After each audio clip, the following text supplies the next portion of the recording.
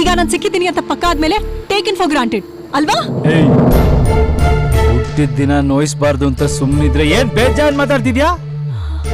ನಾನೇ ನಿನ್ ತಲೆ ಕೆಡ್ಸಿರ್ಲಿಲ್ಲ, ನೀನೇ ನನ್ನ ಹಿಂದೆ ಲವ್ ಅಂತ ಬಿದ್ದಿದ್ದು.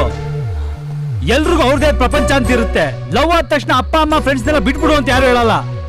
ಫ್ರೆಂಡ್ಸ್ಗೆ ಹೆಲ್ಪ್ ಮಾಡೋದಪ್ಪ, ಬೇಕಾದಾಗ ಯೂಸ್ ಮಾಡ್ಕೊಂಡು ಬಿಸಾಕಕ್ ಫ್ರೆಂಡ್ಸ್ ಟೈಮ್ ಪಾಸ್ ಅಷ್ಟು ಅಲ್ಲ.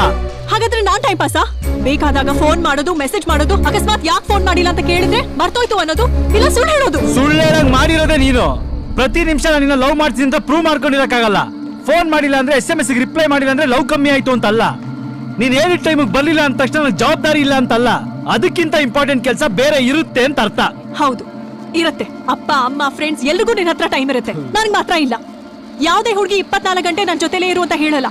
ಬರ್ತ್ಡೇ ದಿನ ಫಸ್ಟ್ ವಿಶ್ ತನ್ನ ಲವರ್ ಮಾಡಿ ಅಂತ ಬಯಸೋದ್ ತಪ್ಪ. ಹಂಗಂದ್ರೇನು? ಫ್ರೆಂಡ್ಸ್ ಪ್ರಾಬ್ಲಮ್ ಅಲ್ಲಿ ಇದ್ರೆ ಅಥವಾ ಅಪ್ಪ ಅಮ್ಮಂಗೆ ಹುಷಾರಿಲ್ಲ ಅಂದ್ರೆ ಎಲ್ಲ ಬಿಟ್ಟು ಬಂದ್ಬಿಡ್ಬೇಕಾ?